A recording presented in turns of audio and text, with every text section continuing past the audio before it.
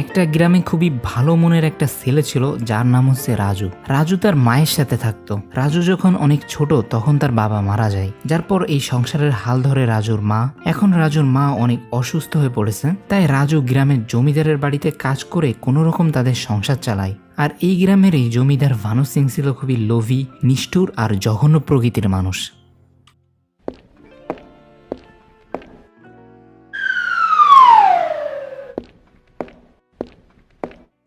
আসো নায়েব আসো, দেখো তো নায়েব, গ্রামে আমরা এখনো কতজনের কাছে টাকা পাবো?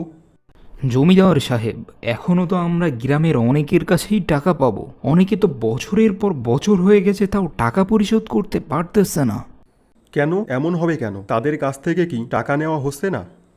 জমিদার সাহেব, অভদ্রতা মার্জনা করিবেন, কিন্তু আপনার কাছ থেকে টাকা ধার নিলে এত পরিমাণে সুদ দিতে হয় যে সুদ দিতে দিতে অনেকের তো আসলের থেকে বেশি টাকা দিয়ে দিয়েছে, কিন্তু এই সুদের টাকা দিতে দিতে তাদের আসলটাই এখনো শোধ হয়নি। ব্যাস নায়েব ব্যাস, তোমাকে আর এটা নিয়ে বলতে হবে না। এই কে আছিস এখানে?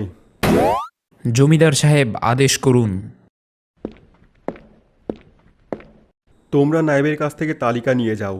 যাদের অনেক বছরের টাকা বাকি আছে তাদের কাছ থেকে টাকা নিয়ে আসো। যে কোনো মূল্যে টাকা নিয়ে আসবা। যদি তাদের মারতে হয় তাহলে মারবা, যদি গোলা ভেঙে ধান নিয়ে আসতে হয় তাও নিয়ে আসবা।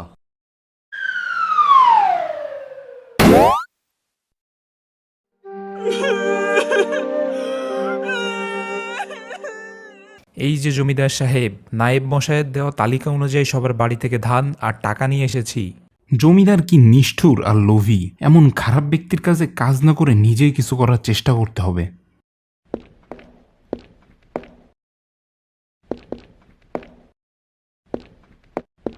মা, তুমি কতদিন ধরে অসুস্থ? টাকার অভাবে তোমাকে ভালো ডাক্তার কবিরাজও দেখাতে পারছি না। জমিদার বাড়িতে কাজ করে খুবই সামান্য টাকায় পাই, যেটা দিয়ে তোমাকে চিকিৎসা করাতেও পারছি না। আমি ভাবছি জমিদার বাড়ির কাজটা ছেড়ে দিয়ে আমাদের বাড়ির পাশে জমিটায় পুকুর কেটে মাছ চাষ করব। জমিদার সাহেব, আমি আপনাকে একটা কথা বলতে চাই। তুমি আবার কি বলবা? আচ্ছা বলো। আমি আপনার এইখানকার কাজটা ছেড়ে দিতে চাই। কি? আমার কাজ ছেড়ে দিবা? এই কাজ ছাড়লে তুমি আর কোথায় কাজ পাবা? কে দেবে তোমায় কাজ? জমিদার সাহেব, আমি এখন থেকে নিজেই কিছু একটা করতে চাই। আচ্ছা ঠিক আছে, তাহলে করো নিজের মতো কাজ। এই কে আছিস এখানে? এখন থেকে রাজুর উপর নজর রাখিস, আরও এখন থেকে কি করে এই সব তথ্যই না আমাকে জানাবি। ঠিক আছে জমিদার সাহেব। বাবা, আমি আজ থেকে নিজের মতো কাজ শুরু করতে যাচ্ছি। আমার জন্য দোয়া করো। পুকুরের মাছ চাষ করে সেটা থেকে টাকা উপার্জন করে আমি যাতে মায়ের চিকিৎসা করাতে পারি।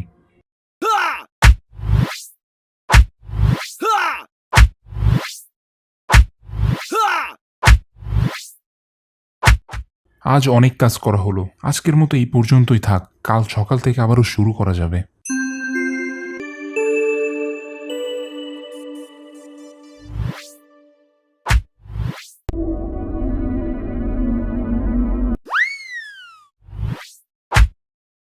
এই কি ব্যাপার, কি যেন একটা বাঁধলো। ঘোড়াটার তো অনেক ভারী, খুলে দেখি তো এটার ভিতরে কি আছে। বাবা, এতগুলো মোহর! জমিদার সাহেব, ভীষণই এক কাণ্ড ঘটে গেছে। আমি আপনার কথা মতো রাজুর উপরে নজর রেখেছিলাম। রাজু তার বাড়ির পাশে একটা পুকুর খনন করতেছিল মাছ চাষ করবে বলে। আর ওই পুকুরটা খনন করতে করতে রাজু মাটির নিচে থেকে একটা মোহরের ঘোড়া পেয়েছে। এবার তো তাহলে রাজুও মোহর বেচে অনেক ধনী হয়ে যাবে, আর আমি যে একা পুরো গ্রামবাসীর উপর রাজত্ব করতাম এটাও থাকবে না। আচ্ছা ঠিক আছে, তুমি যাও।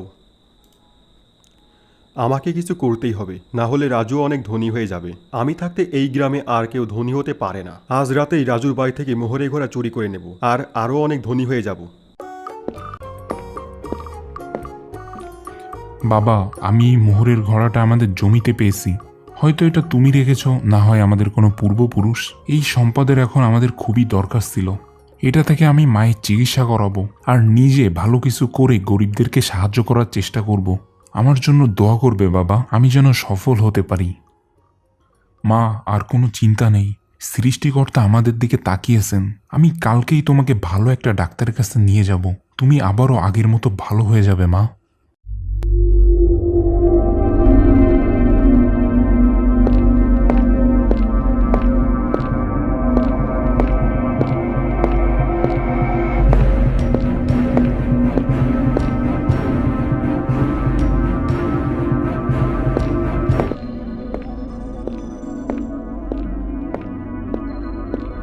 হা হা, আমি আরো ধনী হয়ে গেছি। আমি সারা জীবন এই গ্রামের সব থেকে ধনী ব্যক্তি থাকবো। কি ব্যাপার, মোহরের ঘোড়াটা কোথায় গেল?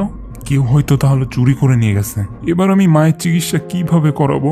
মাকে কিভাবে আবারও ভালো করে তুলবো?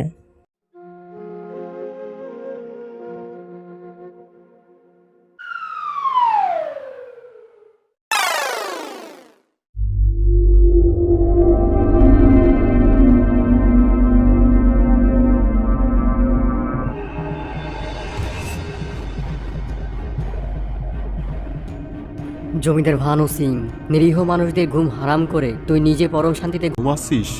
কে কে কথা বললো? ভারী আজব, এত রাতে আমায় কে ডাকে? কে তুমি? তোমাকে অনেক চেনা চেনা লাগে। আমি রাজুর পিতা। রাজুর বাবা তো অনেক আগেই মারা গেছে, তাহলে তুমি নিশ্চয়ই তার ভূত। কি চাও আমার কাছে? কি চাই? তুই আমার পূর্বপুরুষে রেখে যাওয়া গুপ্তধন চুরি করেছিস, যেটা রাজু পেয়েছিল। তুই একজন লোভী জমিদার, তোর এত সম্পত্তি থাকা সত্ত্বেও নিরীহ লোকেদের কষ্ট দিয়ে বেশি বেশি সুদ নিস। এমনকি মানুষের ঘরবাড়ি জ্বালিয়ে দিতেও তুই বাদ রাখিসনি। আজ আমি তো সব পাপে শাস্তি দেব।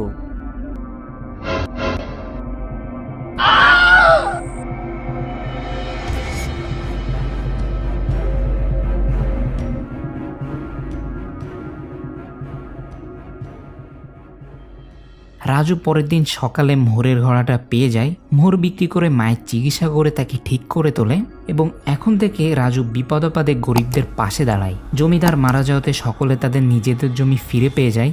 আর এরপর থেকে রাজু সহ গ্রামের সকলে সুখী শান্তিতে বসবাস করতে থাকে।